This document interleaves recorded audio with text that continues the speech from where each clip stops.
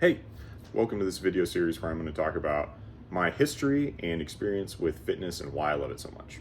Thanks.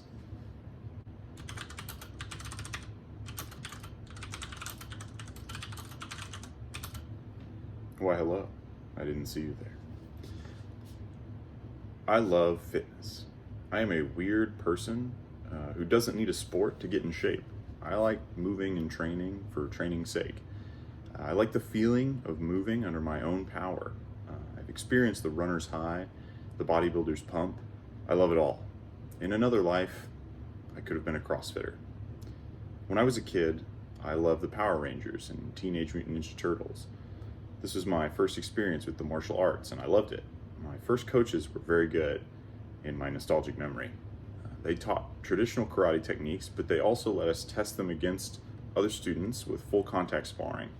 We had a lot of padding, and it was a blast. This is when I was around 4 to 7 years of age. Eventually, the ownership of the dojo changed. They stopped letting us spar. The classes became much more of the traditional drilling of movements, and I didn't really enjoy that as much. During the early childhood, I saw my dad teach my sister some weightlifting, and for some reason, I really wanted to learn that too. We had one of those cheap Sears home gym sets in our house with like the concrete encased plastic, and it was just enough to get pretty much everything you needed done. My dad wanted us to be cautious with the weight. What he would do is he would set us up with a certain weight, and if we could do 7 sets of that weight for 3 sets, then we would work up to where we could do 3 sets at 12 reps, and then we might up the weight. Some attentive listeners will recognize this as a bodybuilding protocol. So I've basically been bodybuilding since I was like 8 or 9, without even knowing it. The other thing that my dad insisted on was getting my sister and I up and moving, pushing our limits and knowing that we were capable of more than we thought we were. So he did this in several ways. The most mundane of these was to wake us up early on Saturday and have us bike all over town, only to find ourselves at the end of the journey at a donut shop. It didn't happen every time, and it wasn't every weekend, but it was a cool surprise. And the other thing that he would do is take us hiking. So he would go on walking trails, and he would take us out pretty far, again, just to kind of show us that we could. I learned a lot more from that lesson than I realized. So my dad has never pushed sports on either of us.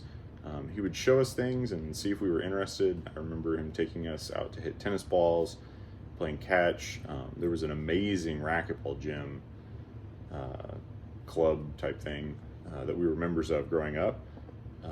So he introduced us to racquetball, but I wouldn't get into that until much later in life. During elementary school, I didn't do too many sports. My parents disliked the idea of football. There were too many kids and pro athletes who were getting concussions or blowing out their knees when I was in school, so they steered me away from that.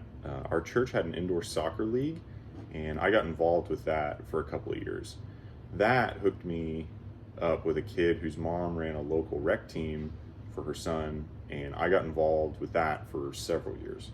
So I was not super skilled, but I was pretty fast and I could kick the ball pretty far. So I was like a pretty decent defender, I guess. In middle school, I wanted to play basketball.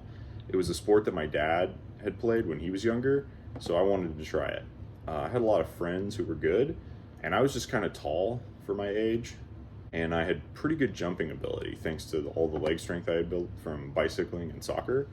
The one area I did well in was defense again. I could get up in front of people and jump up and stuff shots.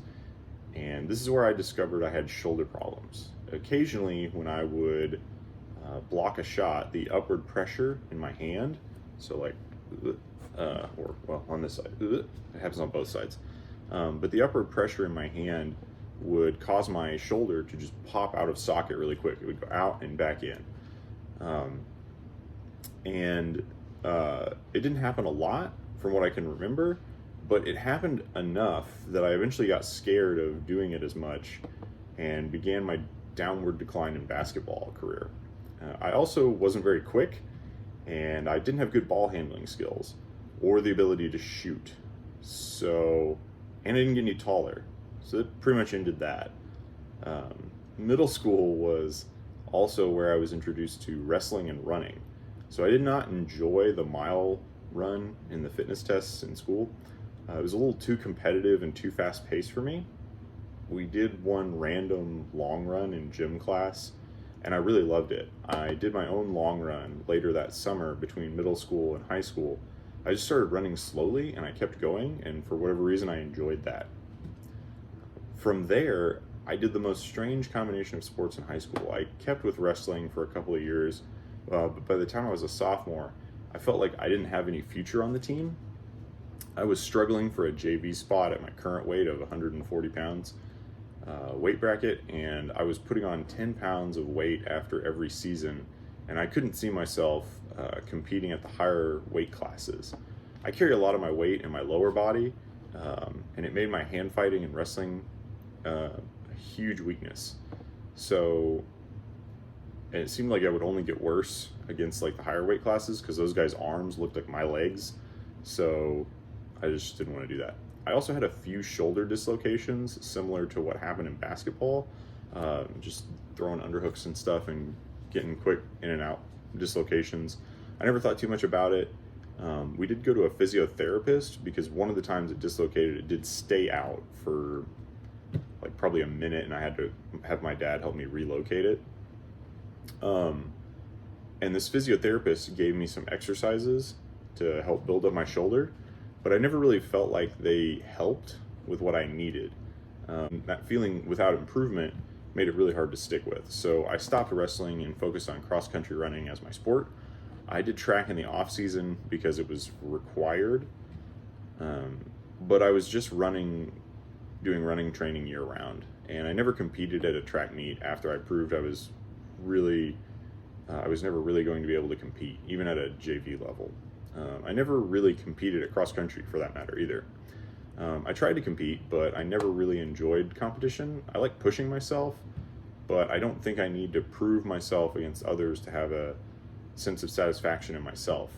I think my dad kind of instilled that idea in me. When I went back and started like thinking about why I got into certain sports and like why I did some of the things I did, like a lot of it was these ideas that my dad kind of like put in the back of my head of like, there's a lot of stuff you can do. You don't need to prove yourself. And if you need a way to prove yourself, like we can figure stuff out. And so I was like, okay, I guess I don't need to prove myself. I've been doing weightlifting basically this entire time. I got introduced to the Olympic lifts and power lifts in high school weight class. Most of what I was doing was machine weights and body weight stuff. So I looked very strong, but I'd never really trained for strength specifically. So when I got into the football weights class, which was the advanced weights class, I thought I would crush it, but I was actually really weak. So I changed some of my training to focus more on strength, but I continued to bodybuild like on top of that. So I would do an hour of weights at school, then an hour to an hour and a half sports practice, then usually another hour or two at the gym in the evening with my dad. So I was working out for around 3 to 5 hours a day, spread throughout the entire day for 4 days a week. I usually took weekends off, and Wednesdays were like light days. So I was only doing running or light bodyweight type stuff. And this is where I started to experience back injuries also. I also hate to use the word injury, but we'll get to that in a later video. Just bear in mind that I now have some light back and shoulder issues I'm taking forward with me. So that's going to conclude part 1 of my history with sports.